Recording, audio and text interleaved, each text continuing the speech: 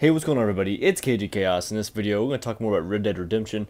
There's been some more smaller details that came out in the past few days I want to talk about with you guys and let you guys know and keep you guys up to date. So to start off with, we're going to start talking about consequences. So every action you do has a consequence, kind of like a reference to if you were to start a fight in a saloon, the bartender could be like, instead of the next day you come in and be like what it'll be, it could be more of in the sense of in a week or two or even longer than that. He could say we don't want any more trouble, you hear?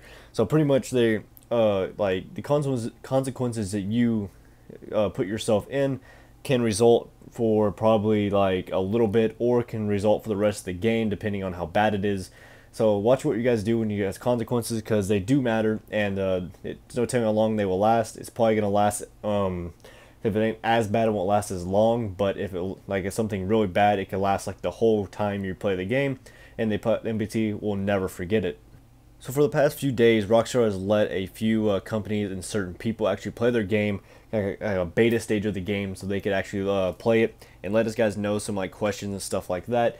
Everyone that's played it so far in the last few days that Rockstar has let play, they said the texture and detail of the environment is just breathtaking. The realness of it is just awesome. It's just so in depth with things that they have actually done to this game. The lighting and everything that's in the game, they said, is just absolutely amazing. That Rockstar has really went over the limits for this Red Dead game, and this game is just going to change the way RPGs feel and play from now on. That's what they said. They said this game is absolutely amazing. The visual effects and everything is just absolutely amazing.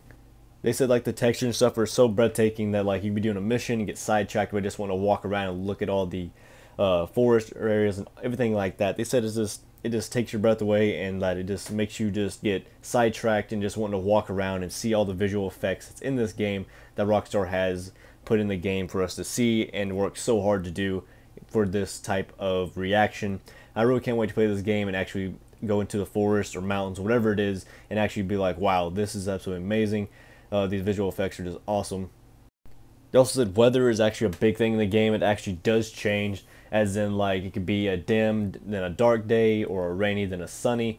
It's always changing and rendering, and it's never the same. It'll always change. The cloud patterns will change. They'll form something else. They'll disperse. There'll be a mist that hangs heavily in a valley. Wind uproots brush and sends leaves flying past you and all that. They just put so much work in this game that they're literally just making the weather seem like it's absolutely real, and it's just amazing how much detail they've done to this game. And like I said, the weather, it actually changes time to time. It's not always going to be the same. It's not going to be clear skies all the time. It's going to be dark, rainy, sunny, really any type of weather you can think of. And like I said in the beginning, they had done a complete overhaul on the actual lighting of the game.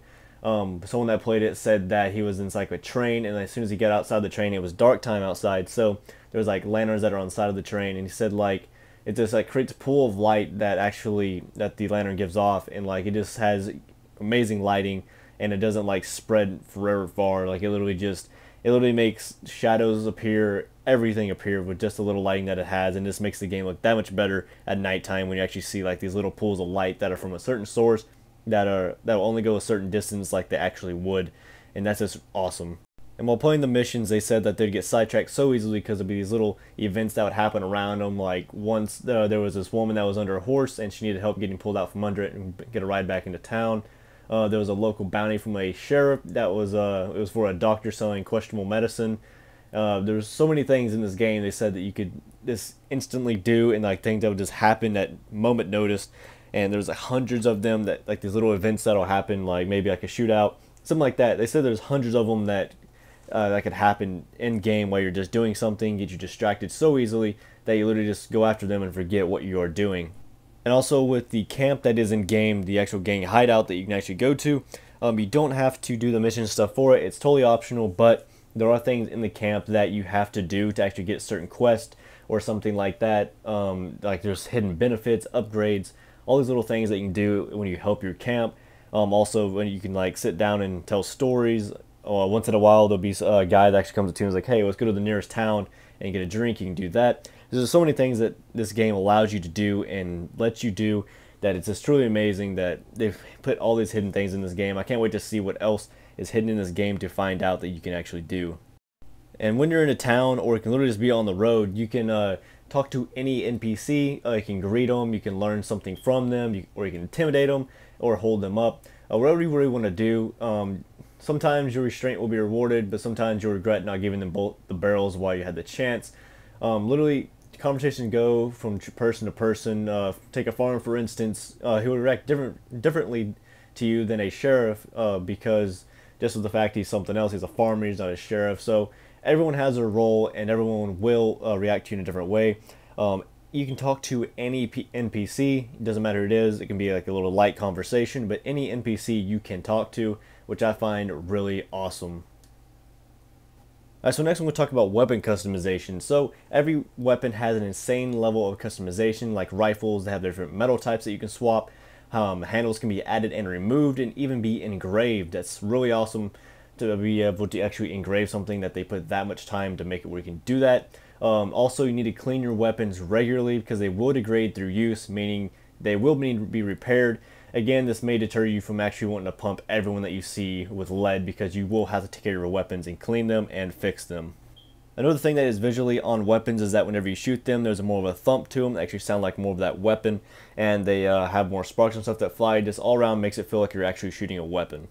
In this game, as you know, it is Western, so you only have horses. They're not vehicles, and they will need such requirements as grooming, feeding, and calming. When they get scared, certain horses will be faster than others, but less comfortable on certain types of terrain, and more liable to react differently to gunfire. Your patience will be rewarded, though, as horses will vitally in the game become more partnered with you. They'll feel more comfortable with you and all of that. So yeah, I mean, that's really awesome that they actually added something like that, where you actually gain your horse's actual respect, and it feels more comfortable with you, and after you're actually using it, and it actually bonds with you a lot more. So that's something that's really awesome. And also, if your horse dies, you will no longer have that horse. And if it bleeds out, if you don't have one of the special kits that you heal it with, you have to run to town and hopefully get it before your horse actually bleeds out, which it will. So hopefully you're quick enough to run to a town if you don't have one to actually buy one and go save your horse. Another awesome thing that they've actually added in the game, if you remember Red Dead 1, you can literally just get your horse from standing still to galloping to its full speed like instantly. This game is not like that. It actually takes a minute for your horse to actually gain its full speed. So it does take time, and hopefully you have patience to do that, because it's no longer to where you instantly just start running full speed. You actually have to get your horse's speed up by just, as soon as you click it, it'll get faster and faster over time. And I know for some of you will hate that, just the fact that you won't be able to get away from someone quicker or as quick as you would on Red Dead 1 as on Red Dead 2. So now you actually have a more slowly gained speed on your horse, but you will eventually reach your top speed.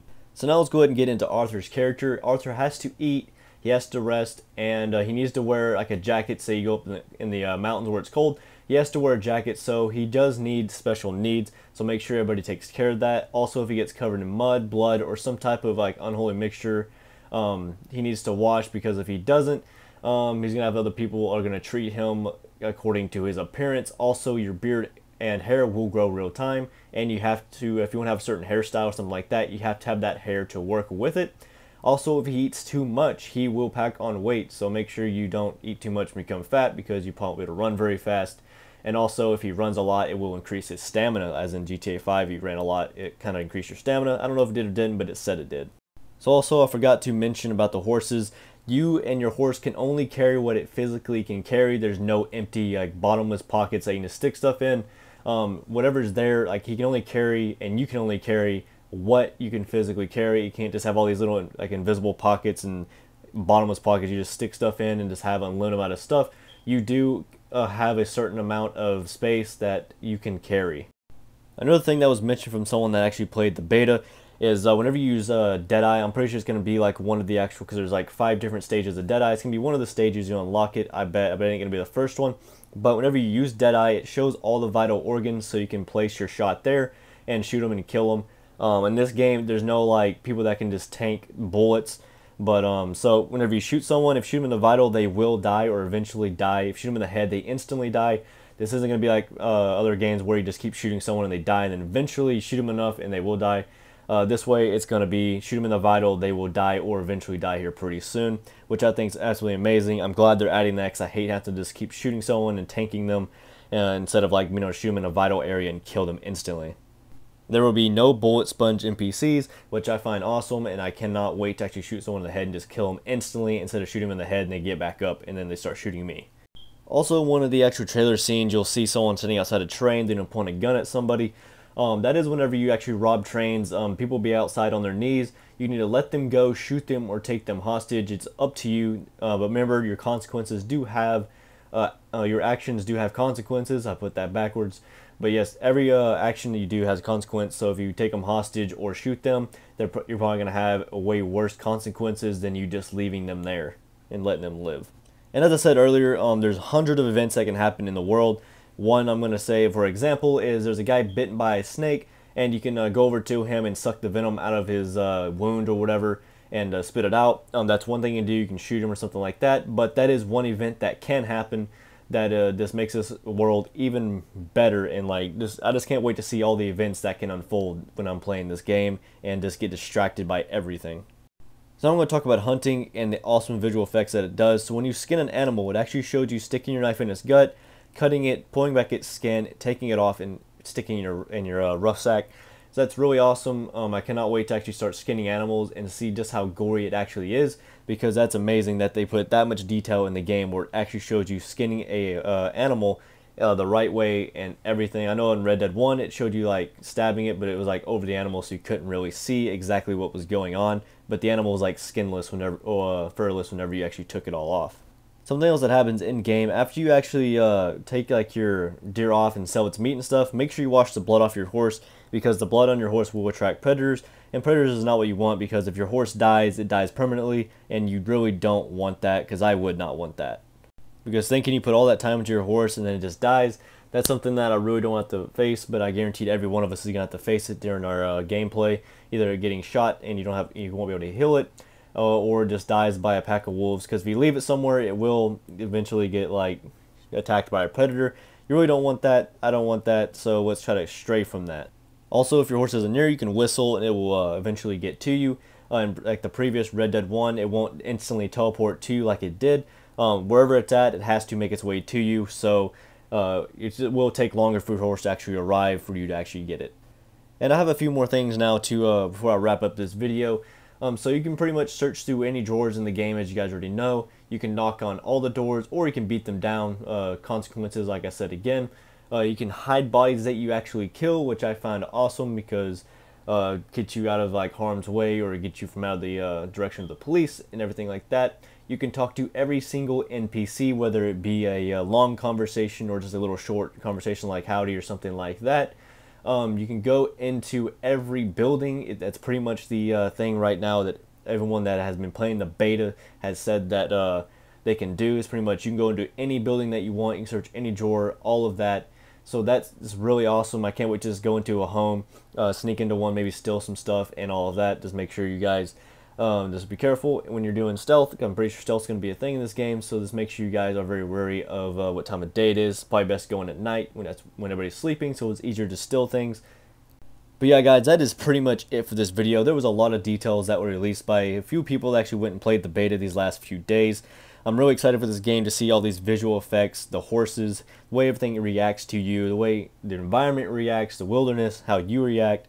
But yeah, guys, that is pretty much it for this video. I will release anything new on this game that actually comes out. I'm expecting the Introduction 2 that they're supposed to be releasing soon. I don't know when it's going to be, but people think it's going to be this week or sometimes next week. But it's going to be soon, because the game literally comes out next month. So hopefully that Introduction 2 comes out here really soon. Anyways, guys, if you are new to my channel, please hit that subscribe button. It really helps me out a lot. If you like this video, please hit that like button. Also hit that notification button at the top of the screen so you guys know when my new videos come live. Anyways, guys, that is it for this video. Thank you guys for watching, and I will see you guys next time.